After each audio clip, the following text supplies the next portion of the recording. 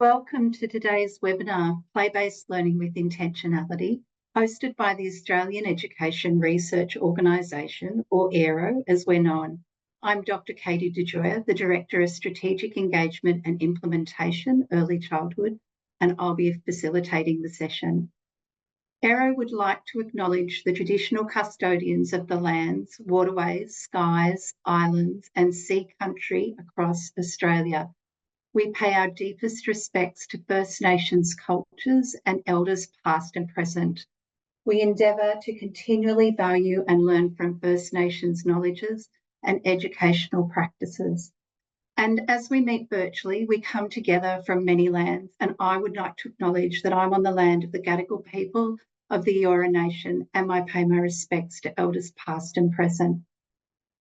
For those of you unfamiliar with AERO, we were established in 2021, and AERO's vision is excellence and equity in educational outcomes for all children and young people through the effective use of evidence. Our three objectives are to generate high quality evidence, present high quality evidence that is relevant and accessible, and encourage adoption and effective implementation of evidence in practice and policy. AERO would like to acknowledge the enormous interest in our webinar. We've had over 1,000 registrations and a healthy bank of questions provided to us in anticipation of the webinar. We will address some of these later in the session. Just to note, today's webinar is being recorded and the recording will be shared afterwards. Your microphones are muted, but feel free to use the Q&A function at any time. We will address questions later in the session. We would also like to acknowledge the hard work and dedication by teachers, educators, service leaders, and the current challenges that are being experienced across the sector. So let me introduce the panel to you today. First, we have Dr. Anne Kennedy. Anne is an AERO board member, an early childhood consultant and researcher whose work focuses on quality improvement and pedagogical leadership in early learning. She's contributed extensively to the development of Australia's early childhood frameworks and professional learning approaches. I'd also like to introduce Dr. Luke Touhill. Luke is the Senior Teaching and Learning Specialist in the research team here at AERO, with expertise in early childhood practice and quality framework. He's led research projects exploring how evidence can best support educators in practice. And Amy Shine. Amy is the Director of Forbes Preschool in rural New South Wales. She has 25 years' experience working in rural and remote preschools. Under her guidance, Forbes Preschool has become a leader in inclusive education. So here's a quick overview of what's ahead. Anne will open with a systems perspective on intentional teaching and pedagogical research. Luke will share key findings from AERO's recent discussion paper and a taste of the research trials currently underway.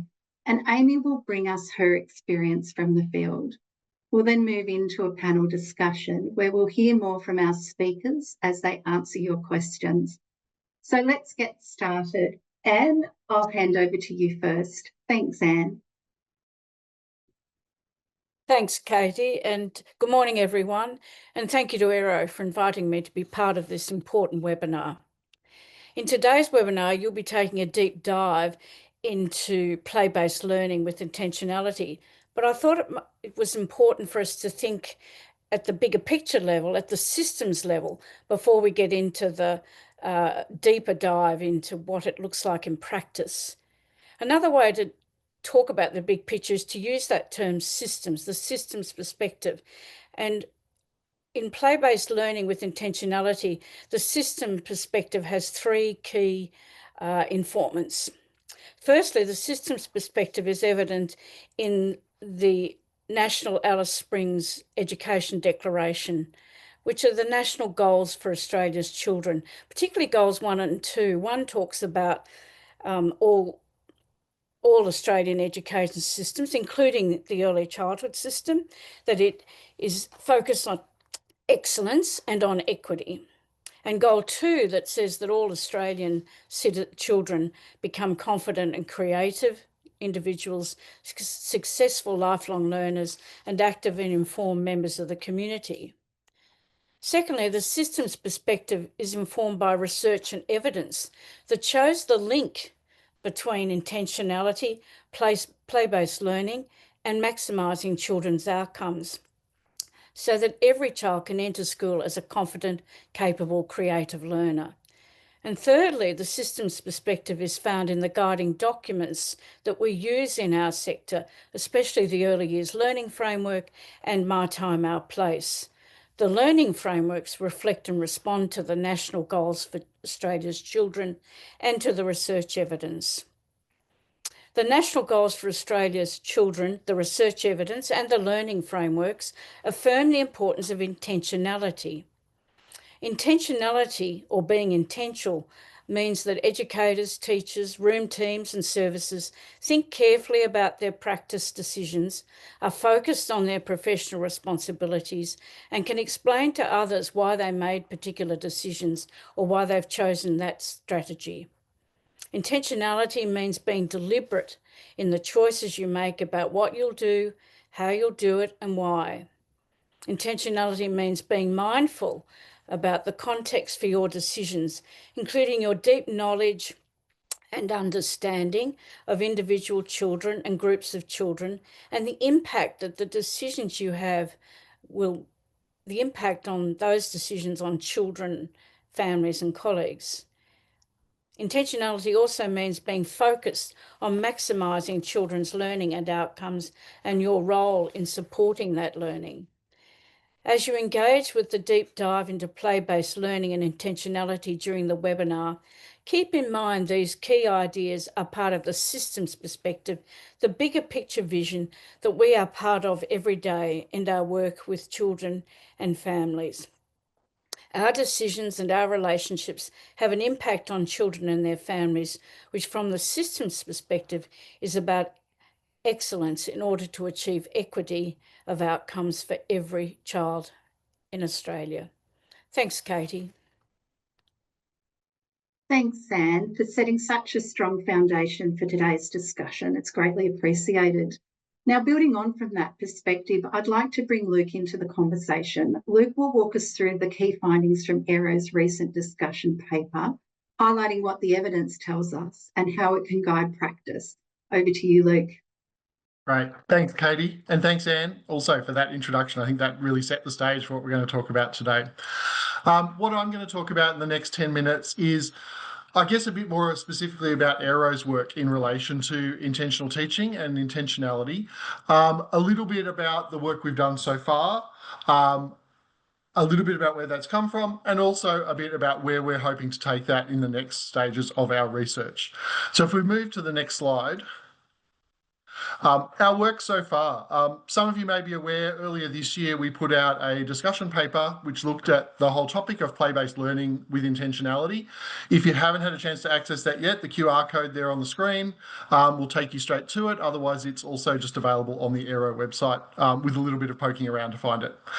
What we did in that paper was, it was based on 2 reviews that we did last year, which looked at 2 different questions. We were interested in what are the conditions and practices that support children's learning in early childhood education and care, and also what do we know about intentional practices that can maximise learning and development for all children. So this drew on some earlier work we had done, which looked at links between service quality as measured through the national quality standards and also positive outcomes for children, and which found that there was a clear link there, and that particularly quality in quality area 1 around program and practice was really important for those outcomes, and that obviously draws in intentional teaching. So in those 2 reviews combined, we looked at over 400 studies across Australia and also internationally to see what the current research was telling us about intentional teaching. So if we jump forward to the next slide, we'll have a look at what some of those findings were. I think really importantly, what those studies told us was that there's lots of research evidence, as Anne said, that intentional teaching is really critical for maximising opportunities for children's learning and development. At the same time, though, I think what also came through in that research was that intentional teaching or intentionality is not always universally understood by early childhood educators and teachers, and that there are, some differences of opinion and different definitions out there that make it a bit tricky for us to talk about this as, on a common sort of level playing field. The research also really told us that intentional teaching is not something we can just sort of jump straight to, that there's actually a lot happening before we get to intentional teaching. So things like the beliefs that educators and teachers have about play and learning in children are really important for how we think about intentional teaching. That embedding play-based learning with intentionality really requires a level of, firstly, just foundational knowledge about early childhood education and care. It also requires knowledge and the ability to use a range of teaching strategies. It requires really effective relationships with children and also really effective decision-making on the part of educators and teachers. So if we move forward to the next slide, what we've been thinking about is how we kind of fit those things together in a way that helps us to conceptualize what intentional teaching is. And so at the moment, this is sort of how we're thinking about it. So we're looking at intentional teaching being made up of 4 kind of key ideas represented in the different pillars there in the diagram. So the first one, as I said before, is professional knowledge, that our understanding of children's learning, of child development, of what play-based learning and teaching is about, and also our understanding of the curriculum documents like the Early Years Learning Framework are really crucial to us understanding what we're doing in terms of being intentional. I think without that professional knowledge, it's very hard to know what our intentions might be or should be for children. But I think at the same time, professional knowledge, while it's really important, can also be very theoretical and hard to sort of draw down to a practice level. And that's where the second column comes in there, that idea of responsive relationships being really crucial to this as well. So it's through our understanding of children and families, through the relationships we have with our community, that we're able to take that professional knowledge and really bring it into the context of what we're doing in practice, so that we can actually see what does that professional knowledge mean for this group of children or this child or this family that I'm working with. The next part of that is thinking about the teaching and learning strategies that we use. And I think one of the misconceptions about intentional teaching that we're really hoping to challenge is the idea that intentional teaching is sort of one thing, that it's one teaching strategy that we can use that sort of solves all of our problems. And actually, when we look at the research, what it tells us is intentional teaching is a whole suite of different teaching and learning strategies. And it's actually about knowing when is the right time to use those, matching those with our intentions in order to be most effective. So having that range of teaching strategies that we know about, that we have experience with, that we're confident in using becomes really important. And then the final one there, active decision making, I think for those of us who work or have worked in early childhood, I think we get this intuitively, that ability to make decisions in the moment. Early childhood is inherently unpredictable. I think when you walk in the morning, you think you're going to do one thing and the day might go in a completely different direction within half an hour. So that ability to be flexible, to be able to adjust and adapt in the moment, to take what you know about the children you're working with, take what you know about your teaching strategies that you're going to use, but then be able to respond to things spontaneously and in the moment is really crucial. So that kind of active decision making, I think, is what then really pulls all of those other elements together to enable us to be effective in our intentional teaching. Next slide, please.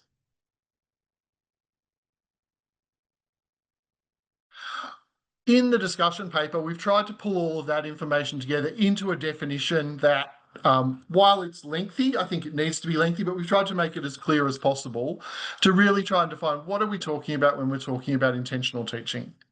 And so what we've said is that to have an intention means to have a purpose or a reason for doing something. So intentional teaching is therefore teaching that has a purpose or reason behind it, just as Anne was saying earlier.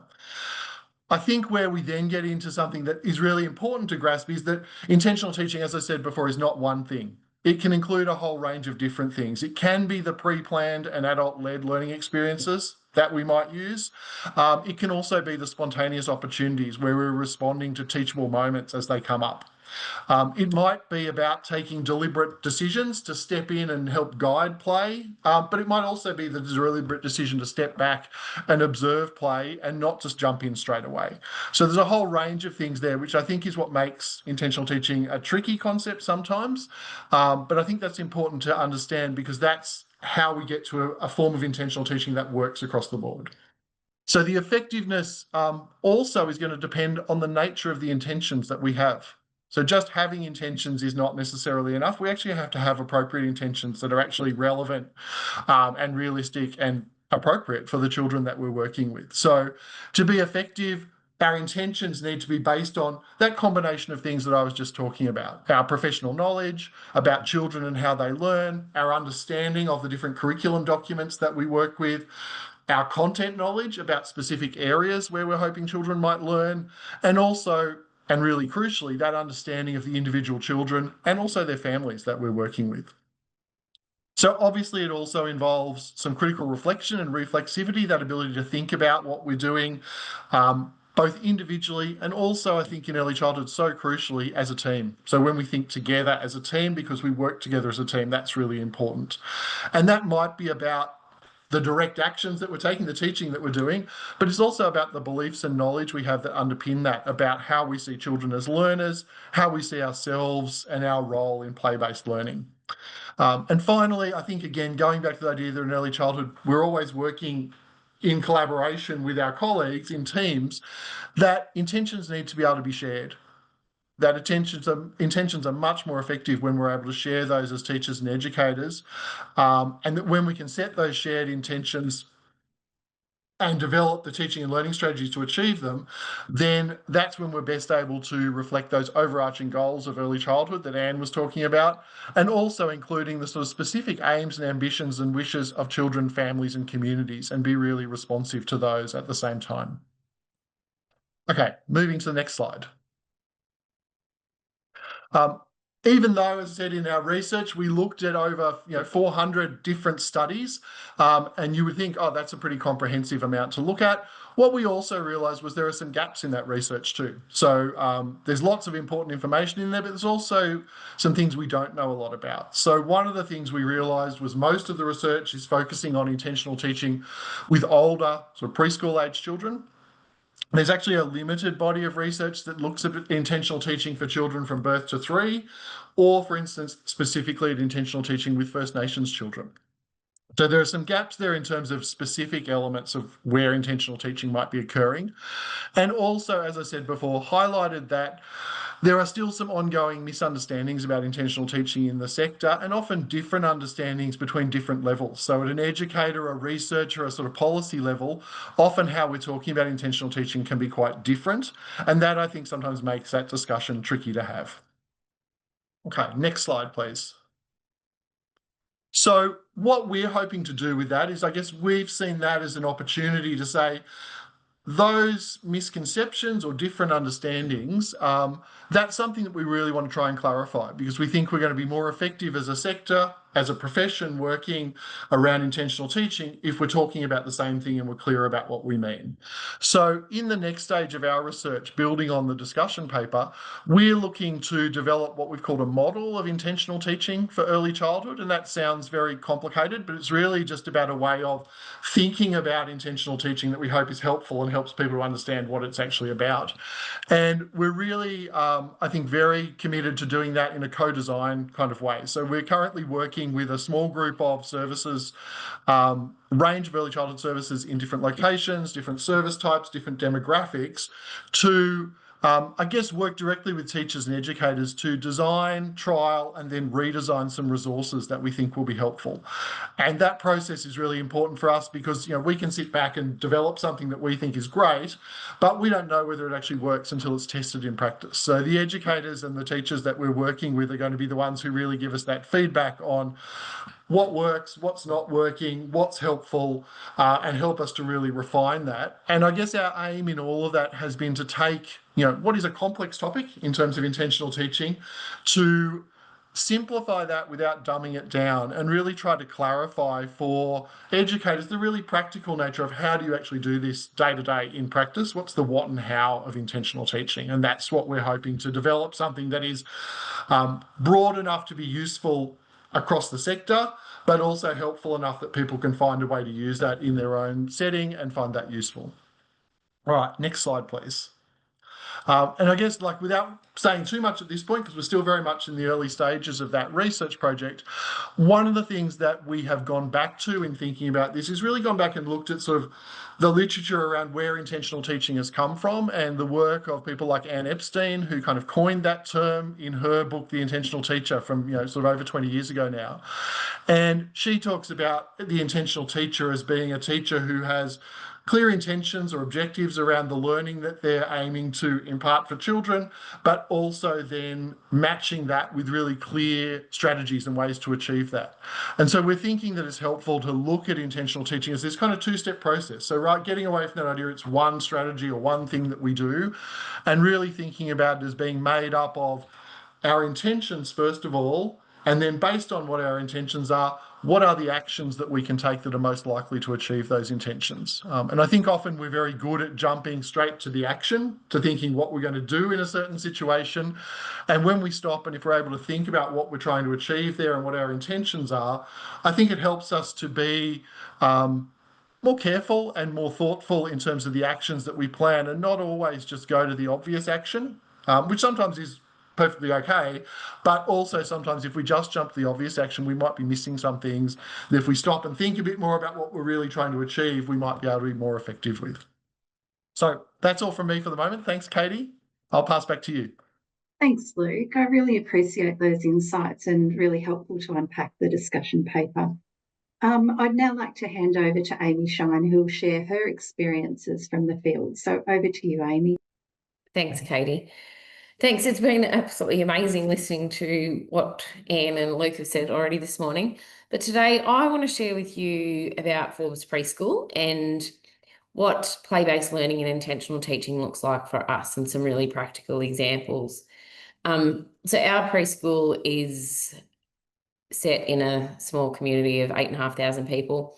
Over 50% of our children are really vulnerable, a lot of First Nations children. So we have a real complexity of children that attend our service, and I've worked in many Indigenous communities, so lots of experience around teaching First Nations children. But we've really unpacked what intentional teaching looks like at our preschool. We've spent many a staff meeting critically reflecting on why our day looks like it does and what we do. Often I'll go to a staff meeting with our educational leader with one plan in place, and by the time we've critically reflected and looked at some research and thought about our children, our individuals, and as groups, we will come up with a very different perspective and plan, and we can take that back to our children and hear their voice and get some contribution from the children to why we might choose to do what we do during our day. So if we can go to the next slide, please.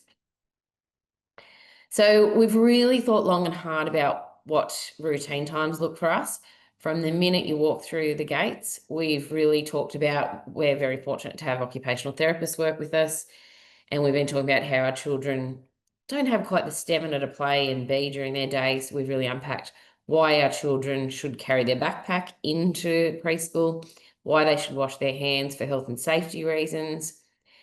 And even from that, we've talked to the children about it, we've talked to the parents about it, we've had research, we've had our occupational therapists support this planning so that everyone's on board from the very minute you walk through our doors. We've not only thought about that, we've included in our program, we have birds, we have chickens, we have rabbits, we have fish, about how it's so important for our children to be able to look after these environments, not only looking after our natural environments, but from packing away time. So we're really thoughtful about having real purpose and a real planning about how we store our things. And so children have a lot of input into our day. And I think we can make all these really routine times really playful, so it's still fun. Our children actually, we have a helping hands roster at the moment because our children really want to help. And I think this is really preparing them for the future. So if we can go to the next slide. So we think a lot about our environment as the third teacher. Outside, these are probably not the best images because I want to talk about and think about when we go outside, it's not just about our big gross motor experiences in our beautiful mud pit area.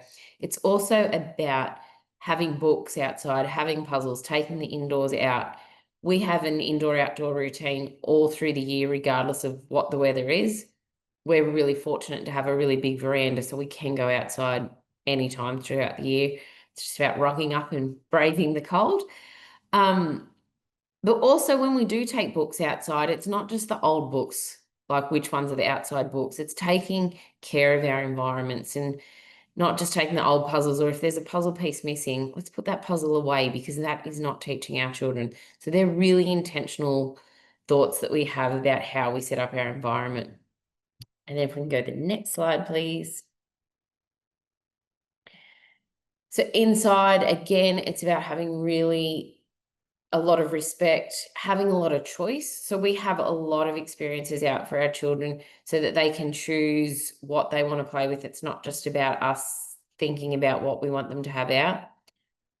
Also, it's when we are observing their play and we're trying to facilitate and scaffold their play, we can easily access other things for the children to use. And we have a really nice flow to our day where children can go to each other's rooms. So they know that the Babajang room might have the blue cellophane that I might need for the river I'm making, or we can share resources. It's a really shared environment. So we're not just thinking about, well, that's mine. And the children can absolutely go to each other's room. And that allows us to be able to know all of our children and all of our families and have a shared environments. And it's really nice for grouping too. If there's cousins or brothers and sisters, we can still go and visit each other. We can go to the next slide. We really think a lot about our teaching techniques, and there's 26 staff here, so we talk a lot about what it looks like when we are a teacher and when we are supervising our children or when we are with the children. What does that look like and how can we get more meaning? It is absolutely okay to step back and watch the children, but what are you watching and when do you need to step in? So I think that's really important to know. And I think we can plan anything, but we really need to know our children, our individuals, and our groups. We need to be purposeful. We need to have research behind why we want to do what we do and have intent. So I think, we are so fortunate to work in this beautiful early childhood space. And we have a lot of flexibility in what we do, but we really need to think about why we do what we do and be really intentional. And if we can go to the next slide, please. We talk a lot about how we are present, and here you can see one of the educators in the sandpit. So we talk a lot about in the sandpit, if we add water, what does that do to the intentionality of our play? If there is actually an educator present, how it changes the children's engagement with what we do. And also in our group time here, you can see there's a number of educators there to support the group time. That changes at this time of year. There might be one educator more present with others on the outskirts to step in when needed, but we're also equally really thoughtful about how that looks like. If we could go to the next slide. I walked into a room the other day and I saw this little setup and I was like, what is that? It was just a table with some lovely fine china. Unfortunately, the cup broke just as I was about to take the photo, but that happens. But I was like, oh, that's interesting. And the girl's like, no, watch the play. And I watched as a couple of little children who are quite nonverbal sat there and they actually had their little spoon, and the conversation that you couldn't understand, but the conversation was really rich. And I was like, wow, that is so good. Like I would have been so quick to think we need to add. But the girls were like, no, just step back and watch it for a minute. I was like, that is just so thoughtful, and and it hasn't changed. It's still there, and just the little conversations that you see. So it is okay to sometimes think it's not okay and to give it a go and to watch. So I really like that. And I just really wanted to share that with you. And I just have one more slide. We also, because we have such long uninterrupted play times of our morning, so our children can play and go from room to room and have a progressive morning tea from pretty much the time they arrive until about 11:45. And then we used to come in for a formal group time, like you can see there. But we've since had a lot of reflection, and our children just aren't at that capacity at the moment. And so we've thought about the grouping and what our needs of our children are. And now we've actually changed to do small group experiences. And that's been in the support of our speech pathologist and OT. And we've come up with some really targeted ideas of play. And as you can see in the second image, it's really targeted and really focused and quite school-based, but it's been about thoughtfulness of what our children need and what our families need. And it's from the interests of the children as well as some more targeted things that we've observed from the Healthy Beginnings project. So yeah, it's a really nice fine balance. So sometimes there's a big formal group time with all the children, other times it might be small group play, and our children are actually asking now for when's it's time for the play groups. And that's a really targeted time that even, dare I say, some of the boys that are quite boisterous here this year are like, when do we get to go inside and do those groups?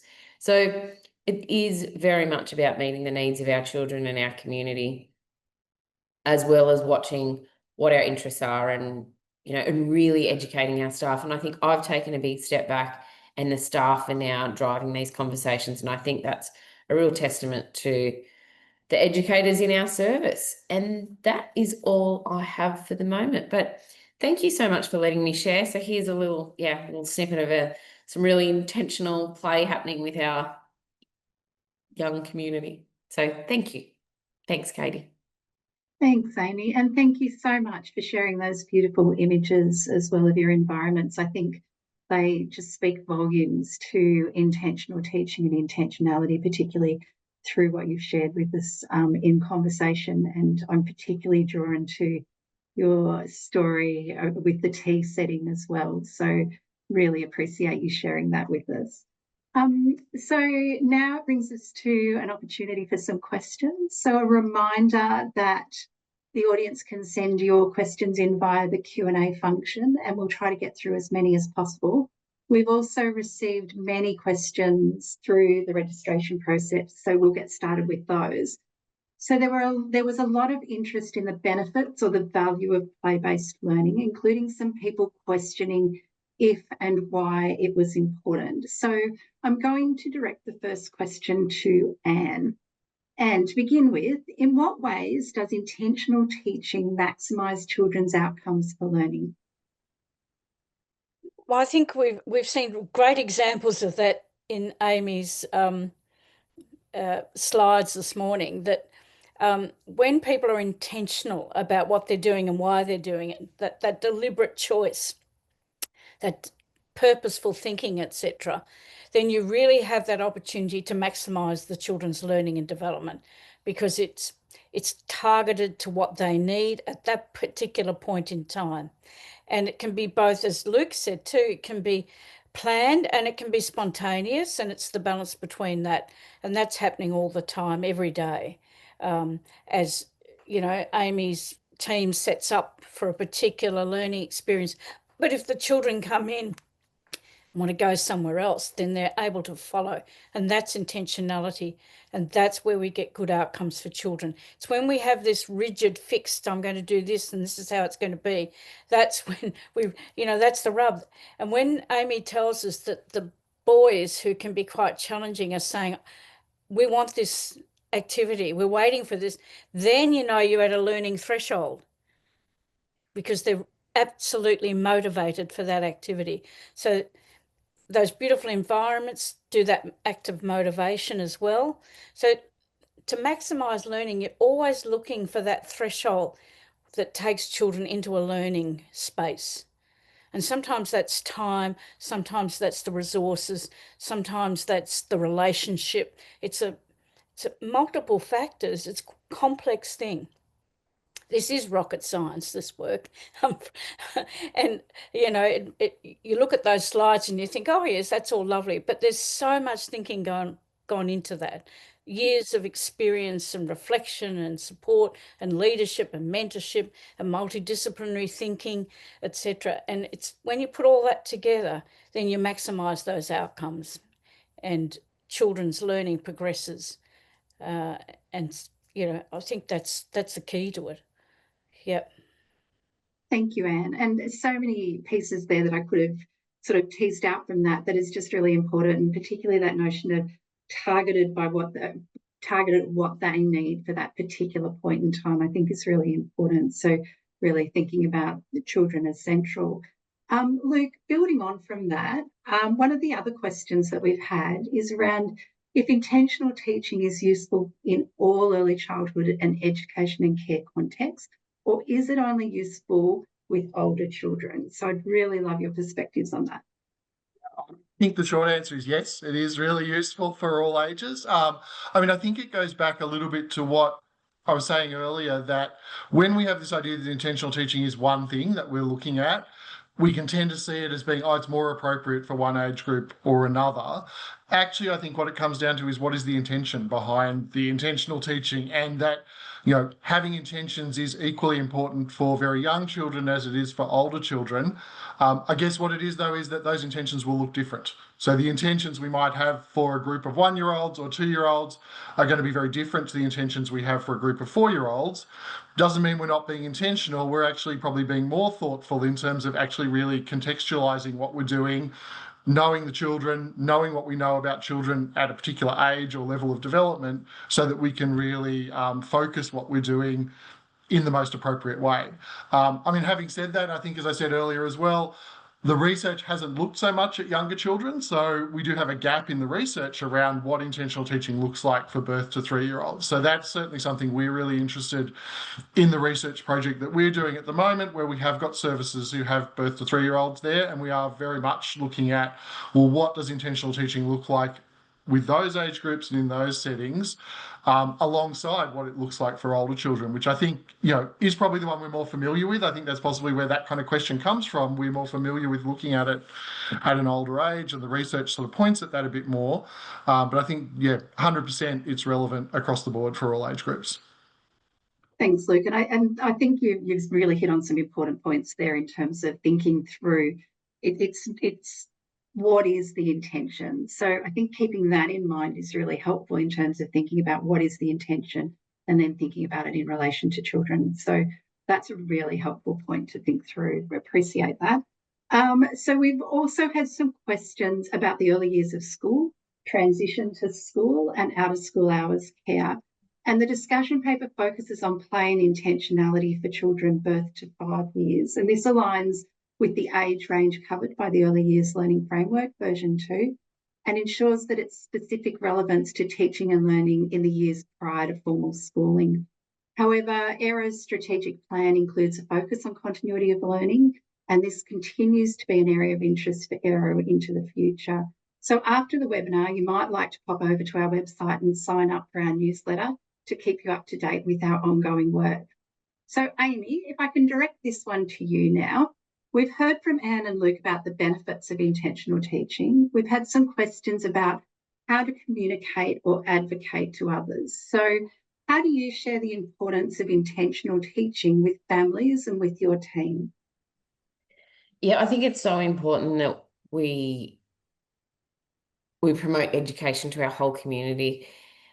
And I think through documentation, that's a really good way to share with our families. So we send home like a weekly newsletter, and it talks about what we've been doing and the play that we've been doing in our preschool and why we're doing that play. But we're trying to go a little bit deeper with our families to explain why we play the way we do and what that teaching is actually teaching our children, and how you can actually do that at home as well. So if we're playing something or doing something at home, what are some simple little we have a little take-home sheet that supports the small play groups that we do, so that you can also take that home and share it with, and it's also a way to start a conversation with your children.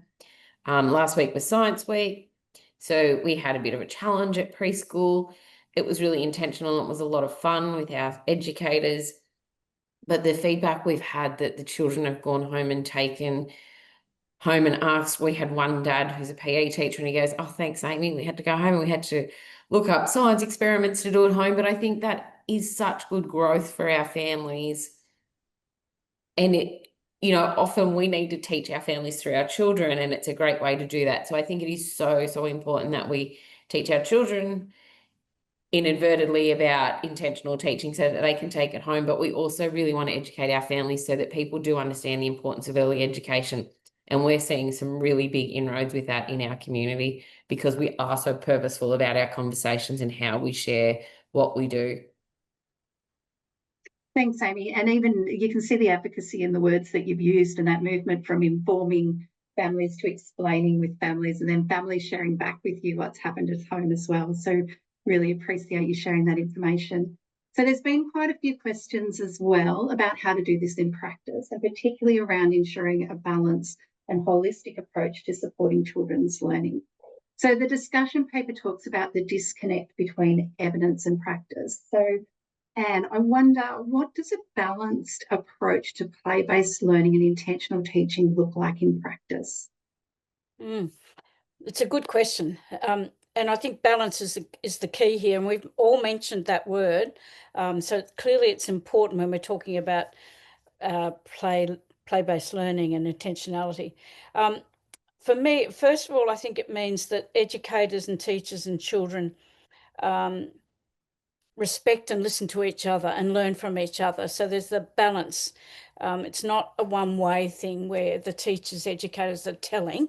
It's that, and the same with families, as Amy pointed out. So we're listening and learning from each other. And that's a really good foundation for learning. Sometimes we follow the children's lead and sometimes we take the lead. And we shouldn't be frightened about taking the lead, because there are things that we know as adults that we want to introduce children to. And I often give that example. No child has ever said to me, Anne, I'm desperate to learn about oral hygiene, or I'm desperate to learn about fair play. So if we waited for that to emerge as an interest, it'd never emerge. So there are some things that we take the lead. On the other hand, the children have got incredible ideas and they can take us on a learning journey. So that's that balance. I think the other balance is that we use those spontaneous opportunities for learning that emerge every day. You take a walk with a toddler and within 2 minutes there's a learning opportunity as they point to something on the ground and they can get so intrigued by everything. And good, the intentional teacher and educator captures that moment and says, what are you looking at? Yeah, tell me about. And you just immediately go into that teaching mode, and it's a conversation. It's not a lesson. It's not a PowerPoint presentation. It's not flashcards. It's that conversation around something of interest to the child. And I think the other balance to think about, and it's come up today already, is when do you go in the play and when do you come out of the play? And when are you the observer? Because children need the space on their own for their own agency, their own creativity, their own, they just don't want you there. And we've all done it. I remember clearly being in kindergarten when I worked in kindergartens and childcare, going into home corner thinking I'm going to be the teacher now, and the whole play just stops. And they all just drift off. And that's because I've interrupted their thinking, their play, etc. On the other hand, there is a role for me to go in, sometimes to make sure everyone's being included, sometimes to extend the storyline. So that's a balance. And we don't always get it right, but being conscious of it. I'm going in the play or I'm not going in the play, just as Amy did with that picture she showed us of the cup and the saucer. The deliberate choice to be in or out, to add or not. That's the intentionality. Thank you, Anne. And there's so many things to unpack there, but I'm going to actually pass over to Amy, because you're working obviously in an ECEC service. So is there anything you think is important to share about the role of educators and teachers in play-based learning with intentionality? I think it's really important that we never stop learning and that we're continually revisiting. Like, I've been so fortunate to work with Luke for 15 years. And just to have someone like a mentor like that to talk about and to continually take it to a next level, but then also to be able to share that with our trainees and our younger staff. So to have that real balance and that continuity of learning ourselves as educators and really understanding the importance of the cycle of planning and why it's important we observe our children and why we understand what we're observing and why are we doing that, because I think that gives it more depth when we understand what we're doing and why we're doing it. And it also makes it easier, I think, in the long run, because there is such a mentality of, oh, it's more work, or I've got to do these observations. We really want to make it magical. We really want to think about it. And if we make it playful and fun and have meaning, it's so much easier to understand why we need to do what we do. But my biggest advice is never stop learning, and to always put yourself out there and talk to people and learn more, always. Thanks, Amy. It's such an important message. Learn more, never stop learning. Luke, if I can come back to you and building on about practice, the discussion paper talks about missed opportunities for learning. So could you provide an example of this? I mean, I think that's a really good one. It ties in a bit with what Anne was saying earlier about that balance between the teacher or the adult-led and the child-led, and when we're looking for those kind of spontaneous opportunities, in particular when things come up, that I think if we don't have intentions in mind, even sort of sitting in the back of our mind, then we often miss those opportunities when they come up, and maybe we sort of sit back at the end of the day and go, oh, you know, if only I'd thought of that at the time. So I think having some intentions in mind help us to take advantage of that. So when we're not thinking about those things, you know, we might not get to use them on a particular day or at a particular time, but we might. So it's good to have them in the back of your mind just in case. And a classic example, I think, is something like, you know, routines, meal times, those kind of parts of the day that can become very, I think, sometimes very mechanical. It's about kind of getting through, let's get everyone fed, and then we're on to the next thing, rather than actually thinking, you know, if we slow this down, this becomes a really valuable learning opportunity. The same, you know, perhaps with younger children, the sort of physical care routines that we do when we're, you know, changing a nappy or giving a bottle or those kind of things, you know, rather than just being something that's a bit of a chore that we go, oh, who would want to change a nappy? I think it's that opportunity to have a one-on-one interaction. It can be, like Amy said, quite joyful and fun to be there with that child and make it an enjoyable experience where there is some learning happening as well, rather than it just being this, oh, let's get this over and done with because the learning's happening at another part of the day. So I think it's that when you see learning as happening potentially all the time, you're open to that possibility. And when you've got some intentions in the back of your mind that you're sort of ready to deploy, I think you're much better able to take advantage of it. And when you don't have that, then I think you do have, as the paper said, you have those missed opportunities where there are chances to have, you know, like I think, as I said, mealtimes are a great example where you can have that kind of conversation that is more like a conversation than a kind of teacher-child interaction. And that kind of natural, you know, just that natural conversation, I think, is such a great learning opportunity that if we think about it and we plan for it, can happen really naturally at those times. But sometimes when we get caught up in the busyness of the day, we miss that chance. Thanks, Luke. And so many important points there, particularly when you think about nappy change and the potential there for learning and intentionality and thinking how we sort of present ourselves as part of that learning experience is really important. So in doing that, Luke, and I'm coming back to you again, how do teachers and educators consider children's intentionality as well? So what would be your response to that? I think that's really important. I think, again, as both Anne and Amy have said, like that balance, striking a balance is really crucial. And I think if we think we as the adults know everything, that's where we tend to become very directive and didactic, and we're just kind of telling rather than actually sort of sharing. So I think that recognizing that's really important, that children have a lot to contribute. And I think, you know, anyone who's worked in early childhood any time will know, as I said, you walk in with an idea that you think you might be going to pursue, and, you know, 9 times out of 10 children will have all sorts of other interpretations of that and be able to take that in different directions. But I think also it comes back to how conceptualize intentional teaching, because I think sometimes we want it to be either, oh, is it all about the adult or is it all about the child? And actually it's neither. It's actually about how you bring those two things together, that it's the combination of what the child's ideas and intentions and interests are, along with what we know as adults, that makes for the most effective learning. As Anne said, like there's lots of things, if we just sort of left it to children, that would never come up, because they're not going to be the interesting things that your average, 3 or 4 or 5-year-old wants to do. But yet we as adults might know those things are really important. So it's how we sort of bring those two together in a kind of natural way that works, rather than feeling, oh, it has to be all the adult or it has to be all the child.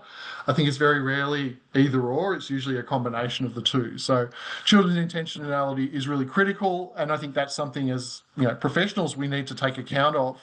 But alongside our own intentionality, alongside, families' intentionality, families' ideas, the community expectations, even like our organisational expectations. They're all things that we need as professionals, I think, to weigh up and balance. And children's intentionality is a really crucial part of that, but it's sort of one part alongside those others. Great, thank you so much. And I want to just for a moment go back to that birth to 3 space. Do you have any recommendations on intentionality when working with birth to 3-year-old children? Well, first of all, I think you're fortunate if you're working with birth to 3-year-olds. So anyone in the audience who's working with birth to 3-year-olds, I think you're lucky, because you're right in that, that's when learning is really so obviously happening. And I think Luke talked about those 4 areas, and the professional knowledge, the first thing that comes to mind is that you have an infant toddler specialism. And so you've got professional knowledge around how infants and toddlers learn and develop. And so you bring that intentionality, that knowledge. And the second part he talked about was those responsive relationships. And they are so critical in that birth to 3 space, because this is where children are learning about how relationships work, how attachment works, how empathy works, and they're building up a model in their heads around that's how good relationships are. That's how I can trust people because they're consistently kind and thoughtful and warm to me. Those relationships are also about that attunement, and in infant toddler pedagogy, we see that beautiful pedagogy of joint attention, where a baby and an adult, an educator or a teacher or a parent, jointly looks at something together and explores it together, just with the adult maybe using some gentle words, quiet words, etc., and wonderment. So all those foundations are being laid in those first 3 years, so that the teaching and learning is very much around relationships, through relationships, I think, at that age. And following the flow of the child, following those, there's no one more investigative than a toddler. They're just driven to explore and be curious. And if we go with that flow, then we'll really maximize the learning and the development. Whereas if we get ourselves into opposition with the toddler, we're never going to win, because they're just so clever at that. They're so good at it. They persist, they resist, they insist, and we ought to be able to go with that. So I think, it's a specialism, and I think that's the area where we lay the foundations for what will happen at the 3 and the 4 and the 5 and going into school. Thank you, Anne. I really appreciate that. And I think a focus on birth to 3 is a really important consideration to be having as well. Amy, I've got one last question for you before we start to think about wrapping up. So how do you ensure ongoing alignment amongst your teams around intentional teaching and intentionality? We are extremely fortunate, and once a week we actually have a staff meeting, and it's a space where we can invite guests in to come and speak to us. It's where we can unpack ourselves. But yeah, so there's lots of time, and I appreciate that not everyone has that time, but for us, it's about having that time to share with each other and to be able to really critically think and have a really safe space where we don't all always agree. and that's okay. And I think that's where that higher learning takes place, because that's when we can unpack. And I absolutely love it when the girls don't agree with something that I like to bring to the table, because I think that's really rich and it's a really safe space for us to explore as a team and really think about why do we do what we do, and not to think, well, we've done progressive morning tea forever, we'll just keep doing that. Is it still relevant? Is it still current? Is it still meet the needs of our children? But yeah, constantly talking and communicating with each other in a really safe space. Thanks, Amy.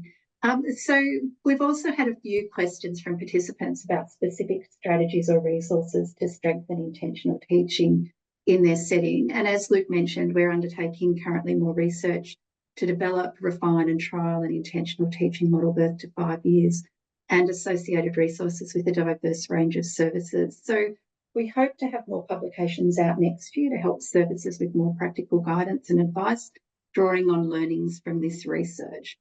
Before we finish up, though, I would like to ask each of our panellists one final question. If you were to have one short takeaway for educators and teachers who are listening today, a key message you'd like them to carry back to that work, what might that be? And is it okay if I start with you? Oh, that's a big question. I think my answer to that would be to say to the teachers and educators to think about what you're doing, whether it's the environment, whether it's the routines, whether it's the planned learning experiences, to think individually and to think collectively about what you're doing and why you're doing it. I feel like that's the simplest message I could give. Thank you. Thank you. Thanks, Anne. Luke, what would be your key message? I think it probably picks up on what Anne just said in terms of thinking about what you do, but that thinking about what your intentions are and taking that time to just stop for a moment and think, what am I trying to achieve here, before you jump straight to what am I going to do here? Like, I think they're both important, but the doing is more effective if you've done the thinking about why first. So I think if you can do that two-part process, that's a really good start. Thanks, Luke. And Amy? What would Absolutely agree with both Anne and Luke. But mine's a little bit, I think, have fun, be playful, and our children are the most important little people in our world. So let's make them feel really safe and secure. And that's the way that our children are going to thrive. So let's make our places the best place to be so that our children can thrive and learn. Place where they want to be and where everyone belongs.